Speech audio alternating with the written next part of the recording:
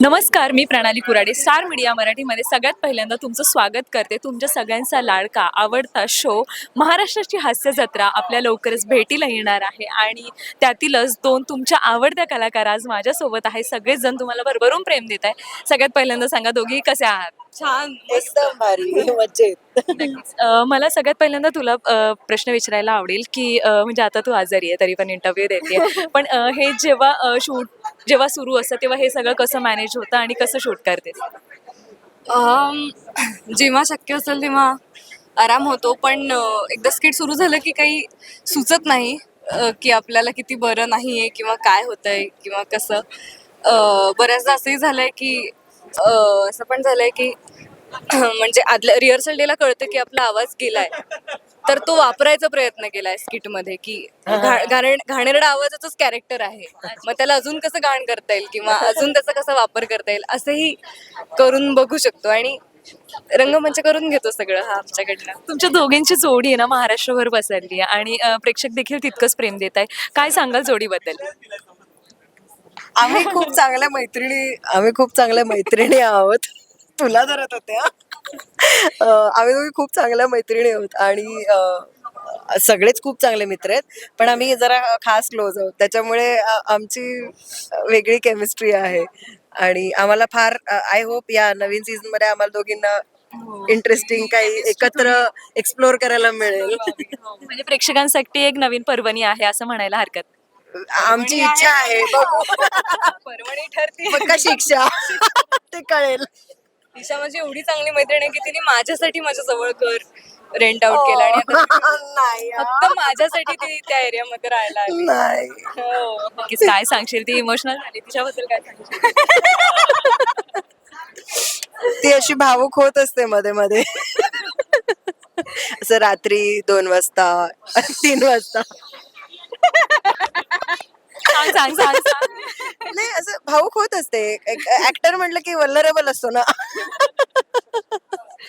पण आम्ही अदरवाईज पण खूप चांगल्या मैत्रिणी असल्या कारणाने आणि आम्ही जवळ राहतो त्याच्यामुळे आमची एकमेकांच्या घरी जाणं किंवा अदरवाईज भेटणं पण खूप होतं, त्यामुळे हास्य जत्रेत आमची मैत्री झाली, पण ती जास्त एक्सप्लोर हास्य जत्रेच्या बाहेर झाली.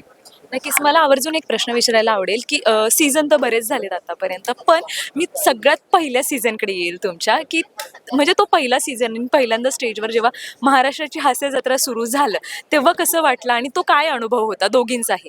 सुरुवात मी हास्य जत्रा मिडवेच्या पण पुढे आली. कोविड नंतर वगैरे मी जॉईन झाले. त्यामुळे ती सगळी टीम रुळलेली होती एकमेकांबरोबर, त्यामुळे मला टेन्शन होतं की, आणि मी हा फॉर्मॅट पण कधी केला नव्हता त्यामुळे पण मला भीती होती. पण इतके सगळे चांगले ऍक्टर्स आणि इतकी कमाल माणसं आहेत की दे व्हेरी वेलकमिंग आणि खूप छान सामावून घेतात जो नवीन व्यक्ती येतं त्यांना. त्याच्यामुळे माझं पहिलं स्किट समीर दादा, प्रिया आणि मी होतो.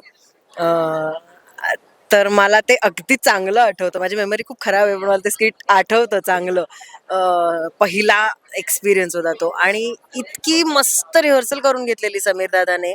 आणि समीर दादा आहे ना, आणि प्रिया मला एक अशी सपोर्टला होती, तेव्हा आम्ही पहिल्यांदा भेटलो होतो. म्हणजे आमची मैत्री पण नव्हती, पण तिथेच ती मला वाटतं मैत्री सुरू झाली की ती मला एक असा आधार द्यायला होती, काही नाही ग होतं, काही नाही होतं, टेन्शन घेऊ नकोस, हे सांगायला एक आपल्या बरोबरचं कोणतरी ती होतंच, ती होती त्याच्यासाठी. आणि समीर दादा तर कमाल आहेच, त्याने कमाल लिहिलं होतं स्किट, त्यामुळे मला ते छान आठवतो पहिला एक्सपिरियन्स. नक्कीच. काय सांगशील? माझा पहिला सीझन हा हास्य जत्रेचा पहिला सीझन नव्हता. कॉम्पिटिशनच्या सीझनला मी इन झाले.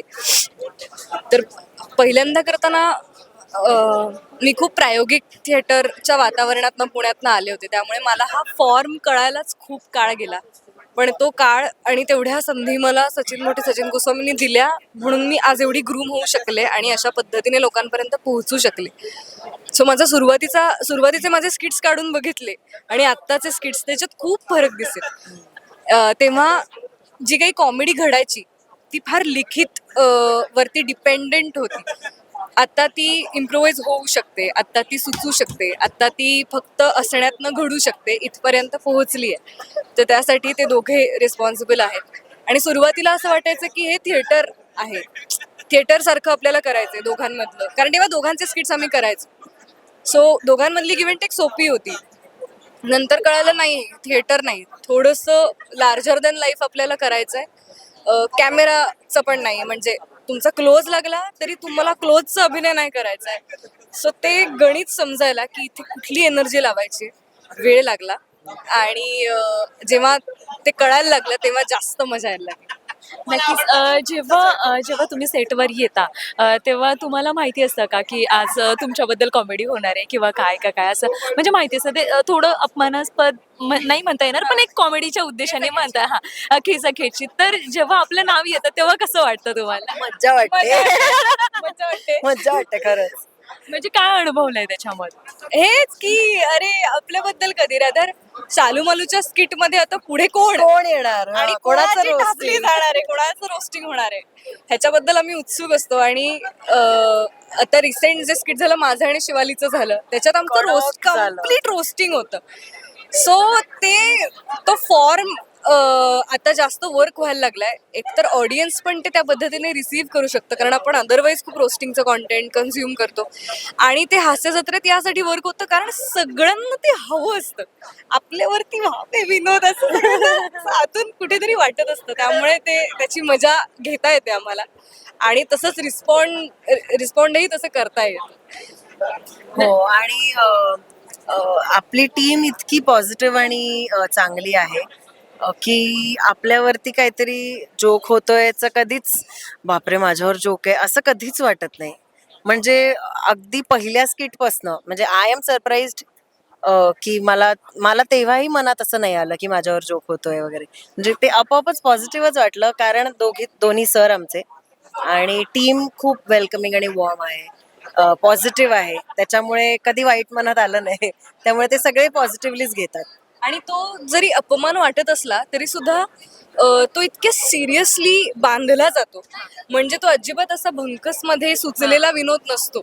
त्याला प्रॉपर की हे खरंच हे नको बोलायला, असेही झालेत की नाही हे नाही बोलायचं, असेही मोठे गोस्वामींनी आम्हाला इन्स्ट्रक्शन काय की नको हे हार्श होत आहे, नाही हे घ्या ना, ह्याच्यावरती विनोद झाले पाहिजेत वगैरे. सो त्यांना ती माहिती की कुठल्या पद्धतीने तो डिलिव्हर करायचा अपमान, की प्रेक्षकांना पण तो ऑफेन्सिव्ह नाही वाटणार. जरी आम्हाला मजा आली तरी बघताना असं वाटू शकतं की हे काय बोलतात एकमेकांशी, पण तो तितक्या स्मूथली ह्युमरसली ते डिलिव्हर कसं करायचं हे त्या दोघांना खूप करेक्ट माहिती आहे. त्यामुळे तो ऑडियन्सला पण असं वाटत नाही आणि आम्हालाही तो हर्ष वाटत नाही. आणि नक्कीच. मोठे गोस्वामी सर इतके ब्रिलियंट आणि हुशार आहेत ना की कुठलीही गोष्ट आजूबाजूला घडणारी सध्याची असेल ना तर त्याच्यावरती ते एक, भाष्य करत असतात पंचेस मधनं, which is very very interesting आणि अमेझिंग. नक्कीच. मला ना तुला एक प्रियदर्शन विचारायला आवडेल की म्हणजे तू तुझे डायलॉग तर घेतेस, पण आज तू तिच्या ह्याच्यामधून एखादा डायलॉग प्रेक्षकांना बोलून दाखवशील? पिता जातो नजरेस पडतो माझा फेवरेट डायलॉग आहे.